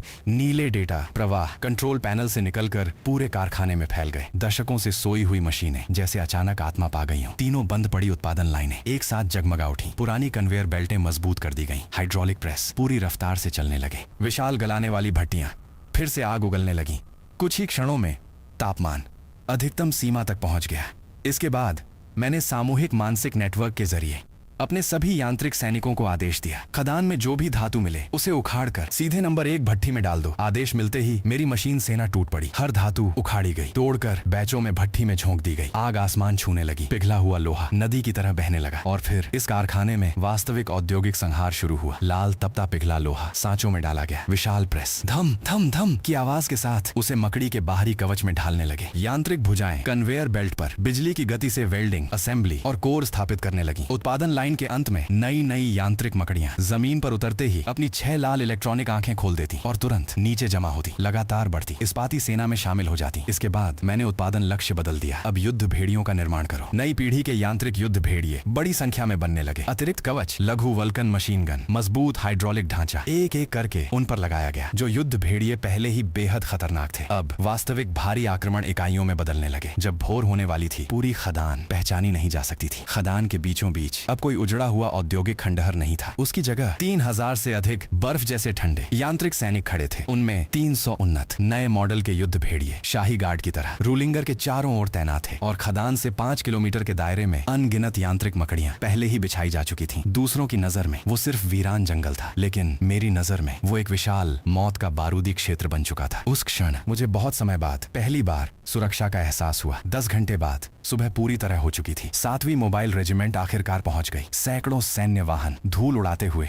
क्षितिज से उमड़ पड़े। टैंक, बख्तरबंद वाहन, स्वचालित तोपें सभी एक पंक्ति में फैल गए। लोहे की बाढ़ पूरी खदान को जड़ से मिटा देने के इरादे से आगे बढ़ रही थी। कमांड वाहन के भीतर मेजर रेमंड, 7वीं मोबाइल रेजिमेंट का सर्वोच्च कमांडर, दूरबीन लगाए घमंड से भरा हुआ खड़ा था। उसकी नजर में मैं बस प्रतिबंधित क्षेत्र के कूड़े में रहने वाला एक मामूली नागरिक था। कल मैंने ब्लैक ड्रैगन गैंग को हराया था तो वो सिर्फ किस्मत थी, लेकिन आज नियमित सेना के सामने मेरे पास संघर्ष करने का भी अधिकार नहीं था। इसलिए उसने खदान पर एक नजर डाली और ठंडी आवाज में आदेश दिया, सभी तोपखाना इकाइयां 3 चरणों की अंधाधुंध गोलाबारी शुरू करो। इस पूरी खदान को और शेन बेई नाम के उस कीड़े के हर निशान को नक्शे से मिटा दो। अगले ही पल 20 मुख्य युद्धक टैंक और 20 155 मिमी स्वचालित हॉवित्जर एक साथ अपनी तोपें उठा चुके थे। धड़ाम धड़ाम धड़ाम पूरी धरती कांप उठी। इस्पात और आग आसमान में उछल गई। अनगिनत नारंगी अग्निगोले खदान की ओर बरसने लगे। पहला दौर, दूसरा दौर, तीसरा दौर, लगातार 10 मिनट तक गोलाबारी चलती रही। आधे आसमान का रंग लाल हो गया। विशाल मशरूम जैसे धुएं के बादल आकाश तक उठ गए। पूरी खदान मानो एक परत उखाड़कर फेंक दी गई हो। कमांड वाहन में मेजर रेमंड आराम से कॉफी का कप उठा चुका था। उसके हिसाब से इतनी भयानक गोलाबारी के बाद तो इंसान क्या, इमारतों के टुकड़े भी नहीं बचने चाहिए थे। लेकिन जब धुआं छांटा तो जो दृश्य सामने आया उसे देखकर पूरी 7वीं मोबाइल रेजिमेंट स्तब्ध रह गई। खदान के बीच स्थित अयस्क शोधन कारखाना जरा भी क्षतिग्रस्त नहीं हुआ था। एक विशाल हल्का नीला ऊर्जा कवच आसमान से उल्टे कटोरे की तरह पूरे कारखाने को ढंके हुए था। ये कैसे संभव है? ऐसा ऊर्जा कवच इस प्रतिबंधित क्षेत्र की एक खदान में कैसे हो सकता था? लेकिन रेमंड कुछ समझ पाता। उससे पहले ही कारखाने के लाउडस्पीकर से मेरी आवाज गूंज उठी, लू परिवार के कुत्तों, बस इतनी ही ताकत है? ये तो मेरे वार्म अप के लिए भी काफी नहीं। मेरे ये शब्द मानो 7वीं मोबाइल रेजिमेंट के हर सैनिक के चेहरे पर एक जोरदार तमाचा थे। रेमंड तुरंत गुस्से से तमतमा उठा। उसने कमांड तलवार घुमाई और पूरी ताकत से चिल्लाया, टैंक बटालियन पूरी रफ्तार से हमला करो। उस कछुए के खोल को कुचल दो, उसे पूरी तरह चकनाचूर कर दो। आदेश मिलते ही 20 मुख्य युद्धक टैंक और उनके पीछे 1000 से अधिक पैदल सैनिक तेजी से आगे बढ़ने लगे। पूरी मोबाइल रेजिमेंट लोहे की एक विशाल भाला बनकर सीधे खदान की ओर टूट पड़ी। लेकिन वे मुश्किल से 500 मीटर ही आगे बढ़े थे कि सबसे आगे चल रहे टैंक के साथ हादसा हो गया। उसकी ट्रैक एक साधारण सी जंग लगी, लोहे की प्लेट पर चढ़ी। अगले ही पल जमीन के नीचे से 3 यांत्रिक मकड़ियां बिजली की गति से बाहर निकली और तुरंत टैंक के निचले हिस्से तथा ट्रैक के जोड़ से चिपक गईं। टैंक के चालक को कुछ समझ आता उससे पहले ही धड़ाम विस्फोट हो गया। 60 टन वजनी मुख्य युद्धक टैंक सीधे हवा में उछल गया। उसका निचला ढांचा फट गया। ट्रैक और रोड व्हील टुकड़ों में उड़ गए। लेकिन ये तो बस शुरुआत थी। अगले ही पल पूरे हमले के रास्ते पर हजारों लाल इलेक्ट्रॉनिक बिंदु एक साथ चमक उठे। जमीन के नीचे, कबाड़ के ढेरों में, रेत के टीले, गोले के गड्ढों के किनारे, हर जगह से अनगिनत यांत्रिक मकड़ियां बाहर निकल आईं, मानो नरक से निकले इस्पाती जहरीले कीड़े हों।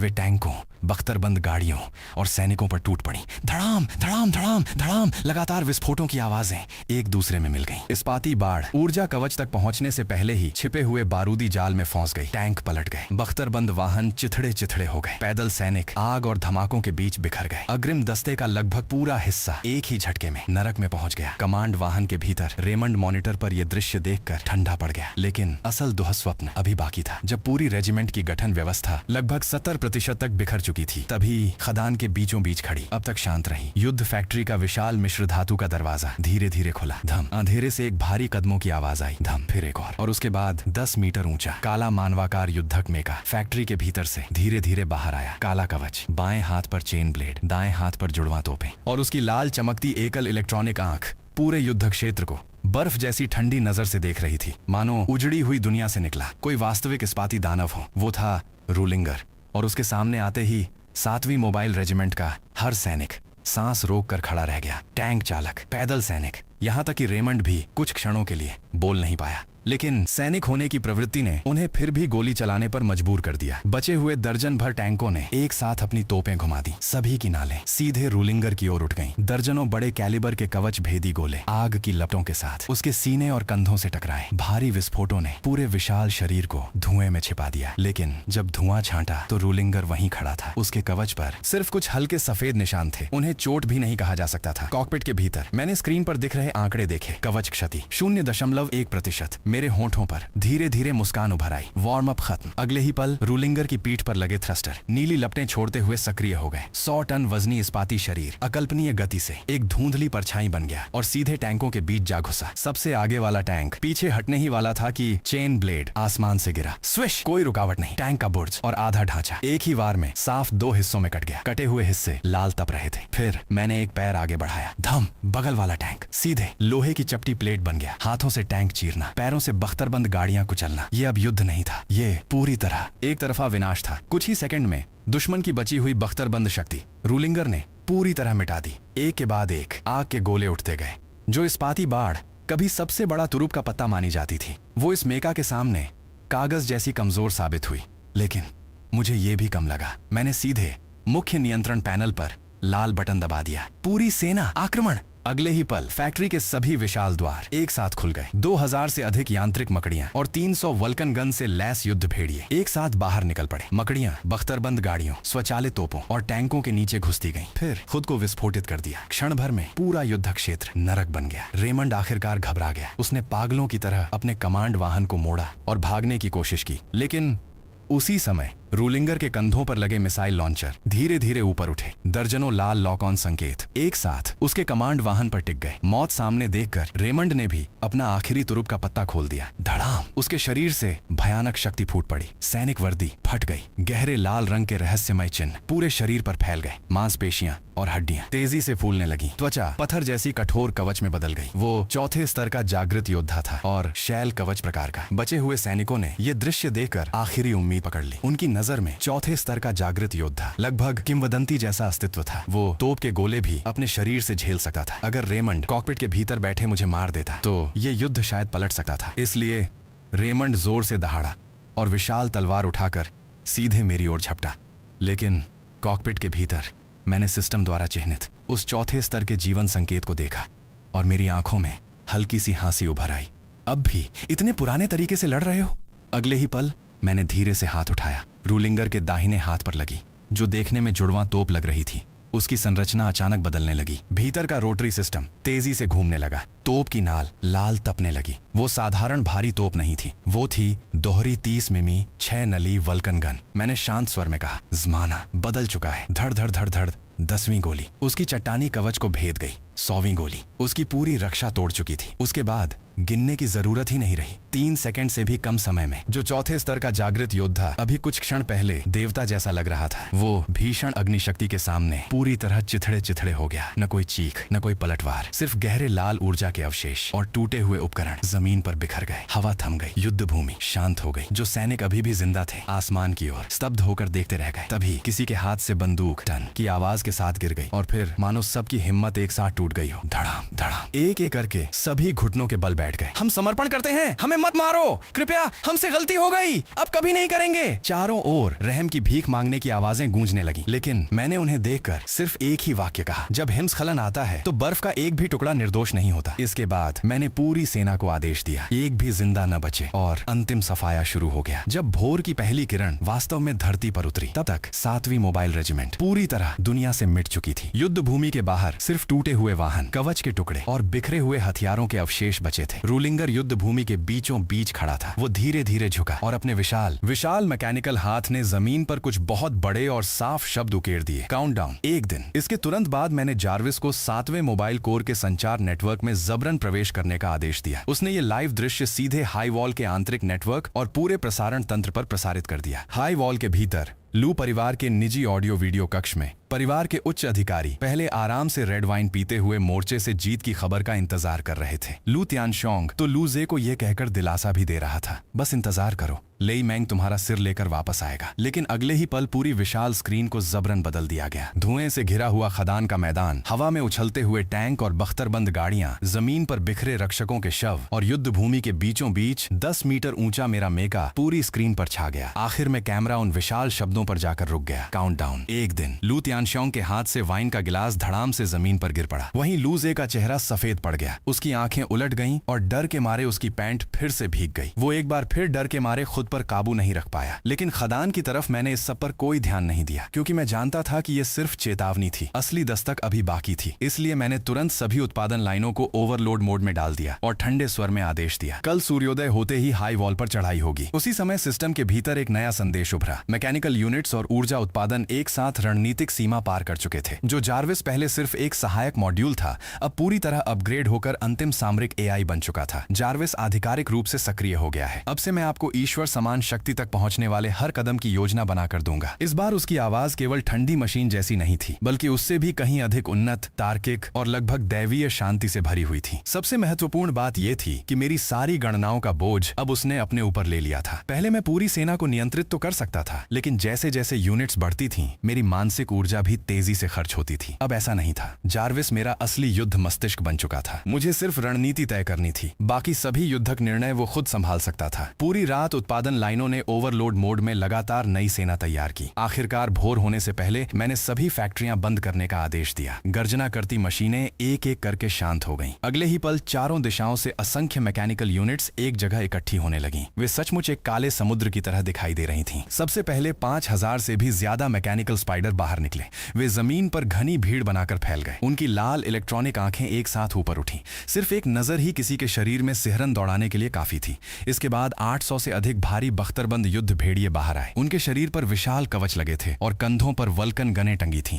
वे किसी शुद्ध मैकेनिकल भारी सेना जैसे लग रहे थे। लेकिन यह भी अंत नहीं था। फैक्ट्री की सबसे गहरी परत से 15 मीटर ऊंचे 10 विशाल मेका धीरे धीरे बाहर निकले। उसी क्षण मुझे लगा कि मेरे भीतर बचपन से बसी फायर पावर कभी पर्याप्त नहीं होती वाली बीमारी अब जाकर पूरी तरह संतुष्ट हुई है। तभी जार्विस ने रिपोर्ट दी, आत्मघाती स्पाइडर 5214, भारी युद्ध भेड़िए 832, कमांडर मेका 10, कुल रणनीतिक यूनिट्स 6056। रिपोर्ट सुनकर मैंने केवल एक शब्द कहा, प्रस्थान। क्षण भर में 6000 से अधिक मैकेनिकल यूनिट्स और लगभग 40,000 लाल इलेक्ट्रॉनिक आंखें एक साथ चमक उठी। 5000 से अधिक स्पाइडर सबसे आगे काली बाढ़ बनकर हाई वॉल की ओर बढ़ चले। उनके पीछे भारी युद्ध भेड़िए कदम ताल करते हुए बढ़े। हर कदम युद्ध के नगाड़ों जैसा गूंज रहा था। सबसे पीछे 10 कमांडर मेका धीरे धीरे आगे बढ़ रहे थे। उनका हर कदम किसी चलते हुए पर्वत जैसा महसूस हो रहा था। काले बादल मानो आकाश पर छा गए हों। उधर हाई वॉल के पश्चिमी हिस्से में अभी सूरज निकल ही रहा था। शुरुआत में रक्षकों को सिर्फ हल्का कंपन महसूस हुआ। उन्हें लगा कि शायद सामान्य भूकंपन है, लेकिन कंपन लगातार बढ़ता गया। जल्द ही 100 मीटर ऊंची पूरी दीवार कांपने लगी और चरमराने की आवाजें आने लगी। एक अधिकारी ने घबराकर दूरबीन उठाई और दूर देखा। अगले ही पल उसका पूरा शरीर सुन्न पड़ गया। सबसे पहले उसे क्षितिज पर एक काली रेखा दिखाई दी, लेकिन वो कोई रेखा नहीं थी। वो एक काली बाढ़ थी जो तेजी से उनकी ओर बढ़ रही थी। उसके पीछे लोहे के असंख्य विशाल दैत्य दिखाई दिए और सबसे पीछे 10 काले महादैत्य सुबह की रोशनी में नहाए हुए हुए सीधे हाई वॉल की ओर बढ़ रहे थे। अधिकारी के हाथ से दूरबीन छूटकर नीचे गिर गई। वो कांपती आवाज में चिल्लाया, वो शैतान शेन बेई आ गया। तुरंत सर्वोच्च स्तर का अलार्म बज उठा। हाई वॉल के भीतर सैनिक, आम नागरिक और सभी बड़े लोग उस कान फाड़ देने वाले सायरन से नींद से जाग उठे। मेरी सेना हाई वॉल से 3 किलोमीटर दूर आकर रुक गई। 10 कमांडर मेका एक सीध में खड़े हो गए, मानो लोहे के पर्वत हों। बीच वाले मेका के सीने पर लगा विशाल स्पीकर चालू हुआ। मेरी आवाज पूरी नगरी में साफ साफ गूंज उठी, लूजे, मैं दरवाजा खटखटाने आ गया हूँ। ये सुनते ही लू तियानशोंग के चेहरे पर बची हुई आखिरी बनावटी शांति भी टूट गई। उसने लाल आंखों से अपने अधीनस्थों पर दहाड़ते हुए आदेश दिया, स्वर्गीय दंड प्रणाली सक्रिय करो। उस हरामजादे और उसके कबाड़ के ढेर को यहीं खत्म कर दो। अगले ही पल पूरी 100 मीटर ऊंची दीवार जोर से कांप उठी। दीवार की छत पर लगी भारी बख्तरबंद परतें एक एक करके खुलने लगी। उनके भीतर से न्याय शासन का अंतिम हथियार धीरे धीरे बाहर आने लगा। 360 दोहरी भारी तोपें, 120 वल्कन गन टावर और दीवार की मध्य धुरी पर स्थित सबसे भयानक हथियार, रणनीतिक सुपर इलेक्ट्रोमैग्नेटिक रेलगन। वो कोई साधारण तोप नहीं थी। वो 100 मीटर लंबी 2 चांदी जैसी चमकती रेलों से बनी थी। उनके बीच एक चमकता हुआ प्रोजेक्टाइल चुंबकीय क्षेत्र में तैर रहा था, मानो किसी भी क्षण पूरे आकाश और धरती को भेद देने वाला न्याय का भाला बन जाए। यही हाई वॉल की सजा प्रणाली का 100 वर्षों से छिपा हुआ सबसे बड़ा भरोसा था। यही था स्वर्गीय दंड। जब लूजे ने इस पूरी प्रणाली को सक्रिय होते देखा तो उसका विकृत आत्मविश्वास फिर लौट आया। उसने स्पीकर छीन लिया और मेरी ओर पागलों की तरह चिल्लाने लगा, शेन बेई, कूड़े के ढेर से निकले हुए कीड़े,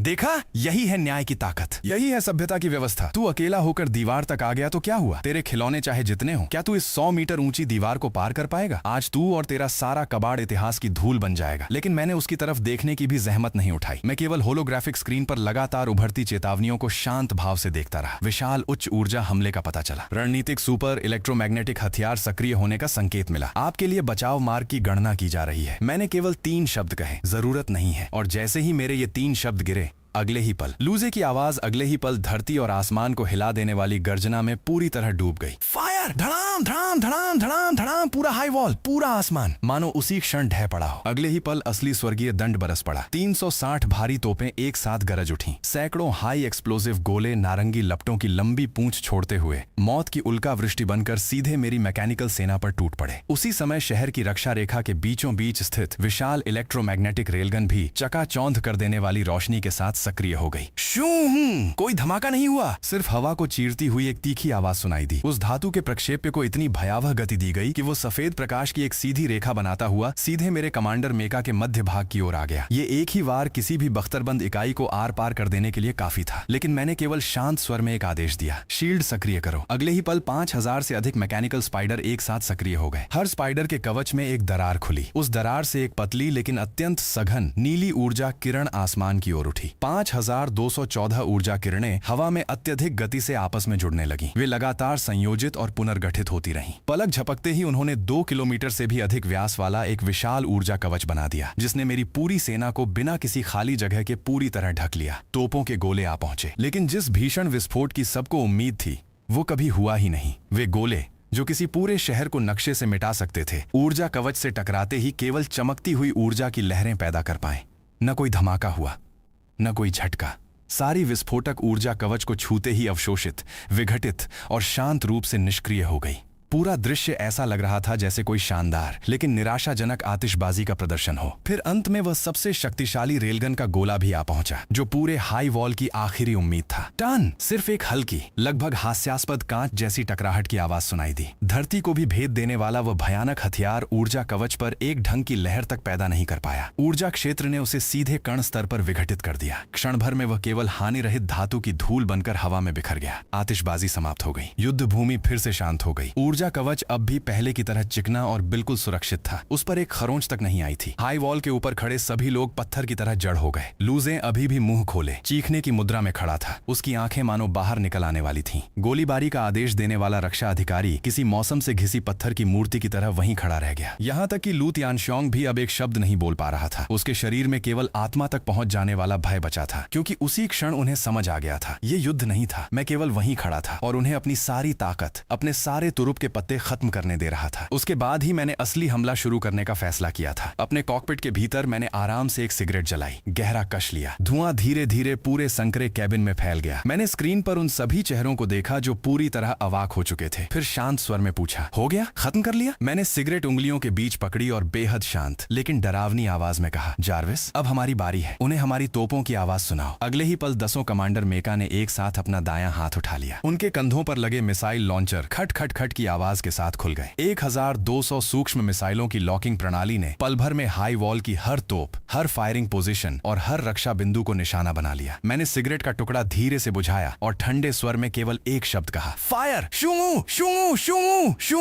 1200 मिसाइलें लाल अग्नि पूंछ छोड़ती हुई खून की प्यासे धातु के तूफान की तरह 3 किलोमीटर का फासला पार करके सीधे हाई वॉल की ओर टूट पड़ी। अगले ही पल पूरी रक्षा रेखा विस्फोटों से भर उठी। धड़ाम धड़ाम धड़ाम धड़ाम। ये कोई एक विस्फोट नहीं था, ये दर्जनों किलोमीटर लंबी दीवार पर एक साथ भड़क उठी धातु की प्रलयंकारी आंधी थी। भारी तोपों के प्लेटफॉर्म चिथड़े चिथड़े होकर उड़ गए। वल्कन गन टावर अपने आधार सहित पूरी तरह नष्ट हो गए। गोला बारूद के भंडार एक के बाद एक फटते चले गए। दीवार की पूरी चोटी जलते हुए खंडहर में बदल गई। जहां जहां सैनिक, तोपची और निम्न स्तर के जागृत योद्धा मौजूद थे, वे हजारों डिग्री तापमान और भीषण विस्फोटों में पल भर में राख बन गए। 10 सेकंड बाद जब धुआं थोड़ा छांटा, पूरी दीवार पर एक भी सही सलामत तोप नहीं बची थी। स्वर्गीय दंड प्रणाली पूरी तरह निष्क्रिय हो चुकी थी। बचे हुए लोग दीवार पर बैठ गए। वे नीचे खड़े उन 10 विशाल काले मेका को देख रहे थे जिन पर एक खरोंच तक नहीं आई थी। अब उनमें भागने की ताकत भी नहीं बची थी। लेकिन लू तियानशोंग अभी भी हार मानने को तैयार नहीं था। वो पागलों की तरह केंद्रीय इलेक्ट्रोमैग्नेटिक रेलगन के नियंत्रण कक्ष तक दौड़ा। उसने ऑपरेटर की गर्दन पकड़ ली और हिस्टीरिया में चिल्लाया, जबरदस्ती चार्ज करो, अधिकतम शक्ति, बीच वाले मेका को निशाना बनाओ, उसे परमाणुओं में बदल दो। ऑपरेटर लगभग रो पड़ा। वो कांपती आवाज में बोला, सर, कूलिंग पूरी नहीं हुई है, जबरदस्ती चलाया तो रेलगन ओवरलोड हो जाएगी। लेकिन लू तियानशोंग कुछ सुनने को तैयार नहीं था। उसकी लाल आंखों में केवल पागलपन था। वो बार बार केवल एक ही शब्द चिल्ला रहा था, चलाओ। आखिरकार वह रेलगन, जो अभी ठंडी हो रही थी, फिर से जबरन सक्रिय कर दी गई। 100 मीटर लंबी रेलों के बीच भयानक बिजली जमा होने लगी। चारों ओर की हवा आयनित होकर चटचटाने लगी। विनाशकारी लॉक फिर से मेरे सबसे बीच वाले कमांडर मेका पर आ गया। लेकिन मैं बिल्कुल भी घबराया नहीं, क्योंकि मेरी सामरिक योजना पहले से तैयार थी। रेलगन के पूरी तरह चार्ज होने से ठीक पहले मेरे पीछे खड़े 800 भारी युद्ध भेड़िए अचानक एक साथ हरकत में आ गए। वे आगे नहीं बढ़े, बल्कि पल भर में चारों दिशाओं में बिखर गए। वे पूरी तरह अनियमित जिगजैग रास्तों पर तेज गति से दौड़ने लगे। साथ ही उनके सिर पर लगी वल्कन गनों ने शहर की रक्षा रेखा पर अंधाधुंध गोलियां बरसानी शुरू कर दी। मैंने जानबूझकर सबसे बड़ा ध्यान भटकाने वाला हमला किया। उसी क्षण सभी की नजरें बिखर गईं। ऑपरेटर ने स्वाभाविक रूप से लक्ष्य सुधारने के लिए स्क्रीन की ओर देखा। उसके हाथ में केवल 0.0 कुछ सेकंड की मामूली सी देरी हुई, लेकिन वही बेहद छोटा सा अंतर सब कुछ बर्बाद करने के लिए काफी था। फायर! शू!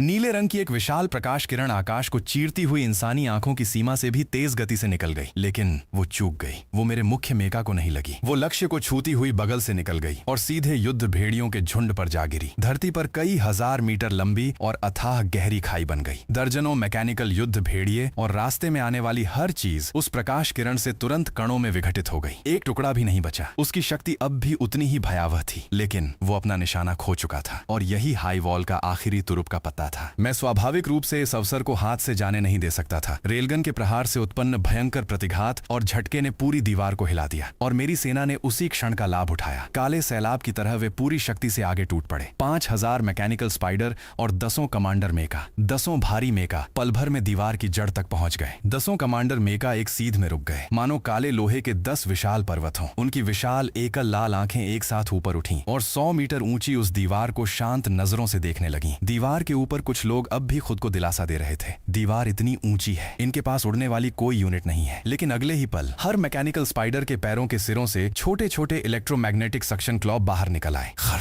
खर 5000 से भी ज्यादा मैकेनिकल स्पाइडर गुरुत्वाकर्षण की परवाह किए बिना लगभग 90 डिग्री सीधी और चिकनी दीवार पर पागलों की तरह चढ़ने लगे। वो चढ़ाई नहीं थी, मानो काला सैलाब आसमान की ओर उल्टा बह रहा हो। अनगिनत लाल इलेक्ट्रॉनिक आंखें मिलकर निराशा का लाल सागर बन गईं। वे धूसर दीवार पर तेजी से फैल रही थीं, मानो स्वयं नरक दीवार पर चढ़ाया हो। सबसे पहले सामना दीवार पर तैनात एक दूसरे स्तर के शिखर जागृत योद्धा से हुआ। उसने पहली ऊपर पहुंची मैकेनिकल स्पाइडर पर पूरी ताकत से तलवार चला दी। उसकी तलवार ऊर्जा से ढकी हुई थी। वो स्पाइडर के जोड़ को काटकर उसे नष्ट करना चाहता था, लेकिन उस स्पाइडर को डरना आता ही नहीं था। उसने केवल अपनी लाल आंख ऊपर उठाई। उसकी चमक एक ही पल में अधिकतम हो गई। अगले ही पल धड़ाम, उस जागृत योद्धा के सामने एक भीषण आग का गोला फट पड़ा। ये कोई साधारण विस्फोट नहीं था। इसमें उच्च ऊर्जा, विस्फोटक और हजारों हजारों इस्पाती छर्रे भरे हुए थे। वो दूसरा स्तर का जागृत योद्धा अपनी सुरक्षात्मक ऊर्जा सहित उसी क्षण चिथड़ों में उड़ गया। उसके पास खड़े कई सैनिक भी उसी विस्फोट में मारे गए। तभी हाई वॉल के रक्षकों को सबसे भयावह सच समझ आया। ये स्पाइडर सैनिक नहीं थे, ये स्वयं चलते फिरते बम थे। ऐसे बम जो दीवार चढ़ सकते थे, लोगों को ढूंढ सकते थे और खुद ही भीड़ के बीच जाकर फट सकते थे। यहीं से असली सफाई अभियान शुरू हुआ। दूसरा, तीसरा, 100वां, 1000वां, लगातार और अधिक मैकेनिकल स्पाइडर दीवार पर चढ़ते गए। उनका लक्ष्य कभी भी आमने सामने लड़ना नहीं था। जहां सबसे ज्यादा लोग दिखे वे वहीं घुस गए।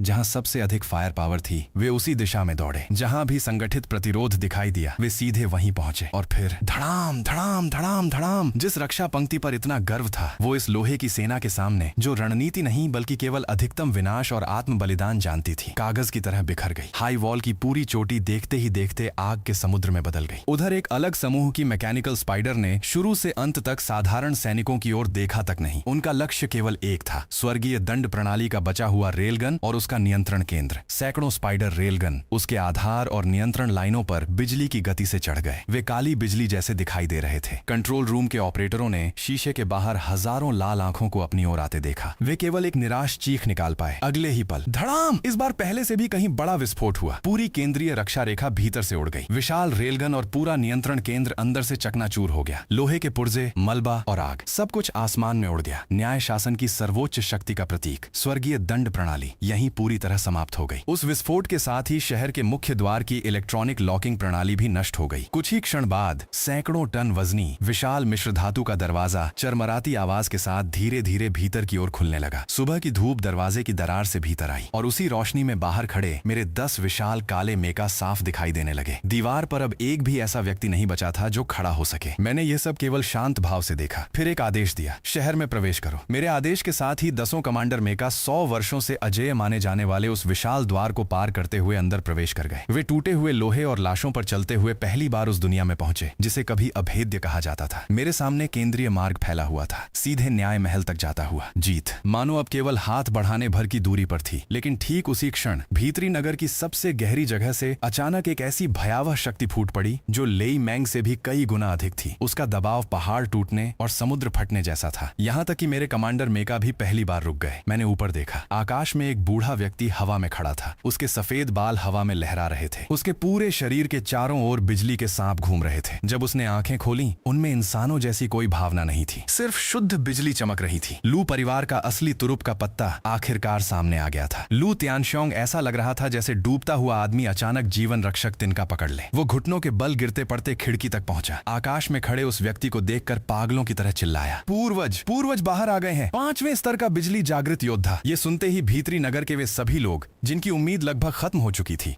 अचानक फिर से जीवित हो उठे, क्योंकि 5वां स्तर उजड़ी हुई दुनिया की सर्वोच्च शक्ति माना जाता था। आकाश में खड़े लू छियानलेई ने पहला वाक्य बोला। उसकी आवाज अब भी घोर अहंकार से भरी हुई थी। 100 वर्षों तक संसार से दूर रहा और दुनिया इतनी गिर गई। एक मामूली कबाड़ की सेना भी मेरे लू परिवार को चुनौती देने चली आई। उसकी बात पूरी भी नहीं हुई थी कि उसने हाथ आसमान की ओर उठा दिया। क्षण भर में मौसम बदल गया। काले बादल उमड़ पड़े। आकाश में बिजली का विशाल सरोवर बन गया। दर्जनों भयावह बिजली के स्तंभ सीधे आसमान से टूटकर मेरी युद्ध भेड़ियों की सेना पर गिरे। जो भारी युद्ध भेड़िए टैंकों की गोलाबारी भी झेल सकते थे, वे इस नियम स्तर की वास्तविक बिजली शक्ति के सामने कागज की तरह कमजोर साबित हुए। उसी क्षण 100 से अधिक युद्ध भेड़िए पिघल गए, भाप बन गए और सीधे अस्तित्व से मिटा दिए गए। सबसे बड़ी समस्या ये थी कि इस बिजली की ऊर्जा में अत्यंत शक्तिशाली इलेक्ट्रोमैग्नेटिक हस्तक्षेप भी मौजूद था। मेरे कॉकपिट में चेतावनियां लगातार गूंजने लगीं। अत्यधिक तीव्र इलेक्ट्रोमैग्नेटिक पल्स का पता चला। सेना नेटवर्क की स्थिरता घट रही है। कुछ दूरस्थ यूनिट से संपर्क टूट गया है। ये पहली बार था जब मैं वास्तव में मुश्किल में पड़ा, क्योंकि 5वां स्तर उस क्षेत्र तक पहुंच चुका था जिसे मेरी मैकेनिकल सेना सबसे अधिक नापसंद करती थी। नियम स्तर का शक्तिशाली इलेक्ट्रोमैग्नेटिक दमन। उधर आकाश में लू छियानलेई भी अब मुझे पूरी तरह खत्म करने की तैयारी कर चुका था। उसने अपनी हथेली फैलाई। उसमें शुद्ध बिजली से बनी लगभग 10 मीटर लंबी एक भाला धीरे धीरे आकार लेने लगी। उससे निकलती विनाशकारी आभा सीधे मेरे मुख्य कमांडर मेका पर केंद्रित थी। स्पष्ट था वो एक ही वार में मुझे समाप्त करना चाहता था। लेकिन उसी क्षण मैं घबराया नहीं बल्कि मुस्कुरा दिया। वो एक पागलपन भरी, उत्साह से भरी मुस्कान थी। 5वां स्तर, बहुत बढ़िया, तुम्हें ही बलि बनाऊंगा। अगले ही पल मैंने अपना हाथ कंट्रोल पैनल पर रख दिया और लगातार आदेश देना शुरू किया। सारा आरक्षित ऊर्जा भंडार खर्च करो। सभी रणनीतिक सामग्री को ऊर्जा में बदल दो। 10 बरसों कमांडर मेका की सभी सुरक्षा सीमाएं हटा दो। फिर मैंने ठंडी आवाज में कहा, जार्विस अंतिम प्रोटोकॉल सक्रिय करो, टाइटन फ्यूजन। उसी समय लू छियानलेई के हाथ की बिजली का भाला भी मेरी ओर आ गिरा। नीली बिजली आकाश को चीरती हुई नीचे उतरी और मेरे एक कमांडर मेका के सीने को पूरी तरह भेद गई। लेकिन जिस परिणाम की सबको उम्मीद थी, जिस विशाल विस्फोट की सबको उम्मीद थी, वो नहीं हुआ। जिस मेका का सीना बिजली के भाले से आर पार हुआ था,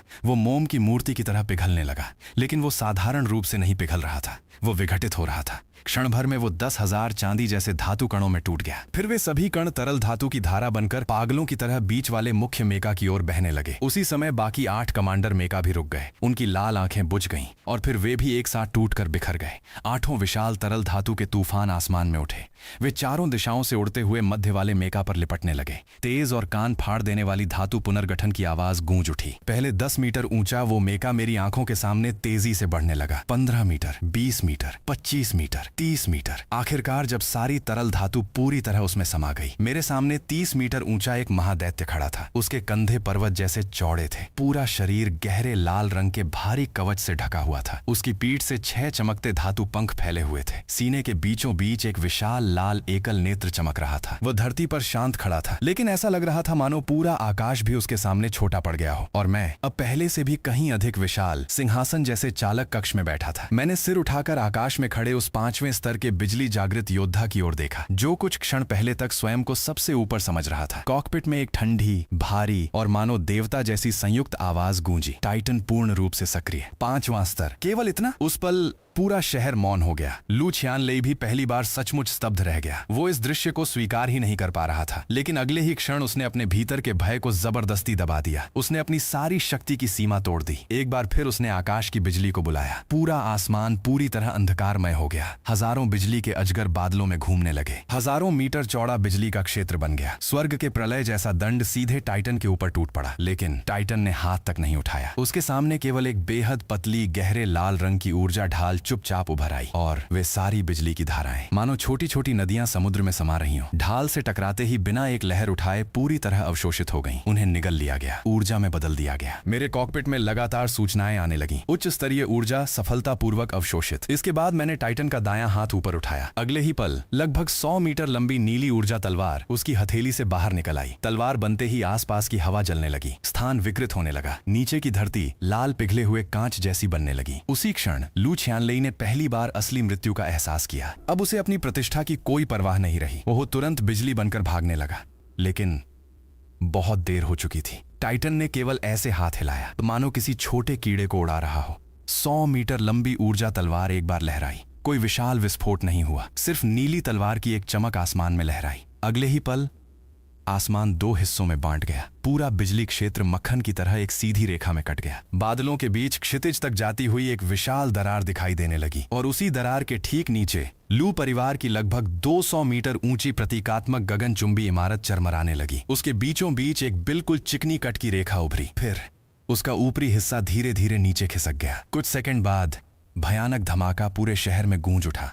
एक ही बार बादल कट गए, बिजली का क्षेत्र टूट गया और गगनचुंबी इमारत 2 टुकड़ों में बांट गई। लू छियानलेई ने नीचे अपने सीने पर बने कट को देखा। उसका चेहरा भय से भर गया। अगले ही पल वो बिजली बनकर पूरी ताकत से भागने लगा। वो भाग गया। लू परिवार का पूर्वज, 5वें स्तर का बिजली जागृत योद्धा, पूरे शहर की आंखों के सामने एक आवारा कुत्ते की तरह जान बचाकर भाग रहा था। लेकिन मैंने उस बिजली की ओर देखकर केवल इतना कहा, भागना चाहते हो? अगले ही पल मैंने हाथ उठाया। जार्विस, लक्ष्य लॉक करो, मुख्य तोप चार्ज करना शुरू करो। क्षण भर में टाइटन के सीने पर स्थित विशाल लाल नेत्र की चमक हजारों गुना बढ़ गई। उसके भीतर सफेद ऊर्जा पागलों की तरह इकट्ठी होने लगी। चारों ओर का स्थान ऊर्जा के दबाव से मुड़ने लगा। ऐसा लग रहा था मानो पूरी दुनिया इस एक तोप के सामने सफेद शून्य में समा जाएगी। लू छियानलेई का लक्ष्य चिन्ह मजबूती से लॉक हो गया। फिर मैंने बिना हिचकिचाए फायर बटन दबा दिया। धड़ाम! दुनिया मानो एक पल के लिए मौन हो गई। टाइटन के सीने से 10 मीटर से भी अधिक व्यास वाली शुद्ध सफेद बैंगनी प्रकाश किरण निकल पड़ी। जहां जहां वो गुजरी, हवा, धूल, पदार्थ, यहां तक कि ध्वनि भी, सब कुछ मिट समेटता चला गया। एक ही पल में उसने भागते हुए लू छियानलेई को पकड़ लिया। उस 5वें स्तर के पूर्वज को पीछे मुड़कर देखने का भी अवसर नहीं मिला। उसका शरीर, उसकी आत्मा, उसका अस्तित्व, यहाँ तक कि उसके होने का हर निशान, सब कुछ पूरी तरह वाष्पित हो गया। वो एक चीख तक नहीं निकाल पाया। लेकिन वो प्रकाश किरण यहीं नहीं रुकी। उसने आगे बढ़कर भीतरी शहर के सबसे गहरे हिस्से में स्थित उस विशाल काली आंतरिक दीवार को भी भेद दिया। वो दीवार जो न्याय, शासन, पूर्ण व्यवस्था और वर्ग विभाजन का प्रतीक थी। अगले ही पल उससे भी अधिक भयावह दृश्य सामने आया। पूरी काली मिश्र धातु से बनी बाहरी दीवार जितनी ऊंची वो आंतरिक दीवार, जहाँ प्रकाश किरण लगी वहाँ बिना किसी आवाज के पिघल गई, वाष्पित हो गई और पूरी तरह गायब हो गई। क्षण भर में उसमें 100 मीटर से भी अधिक व्यास का एक विशाल छेद बन गया। कुछ सेकंड बाद पूरा विशाल आंतरिक परकोटा भर कर गिर पड़ा। धड़ाम धड़ाम धड़ाम। उसके साथ ही न्याय शासन के 100 वर्षों का राज भी ढह गया। धूल का विशाल बादल आसमान तक उठ गया। आधा शहर धूसर धूल में छिप गया। वह ऊंची दीवार जिसने लोगों को बांट रखा था, आखिरकार मैंने उसे जड़ से उखाड़ फेंका। युद्ध समाप्त होने के बाद टाइटन फिर से विभाजित होकर वापस 10 कमांडर मेका में बदल गया और मैं पहले नंबर के मेका को चलाते हुए लू परिवार की हवेली की ओर बढ़ता रहा। दोनों ओर के अमीर, रक्षक,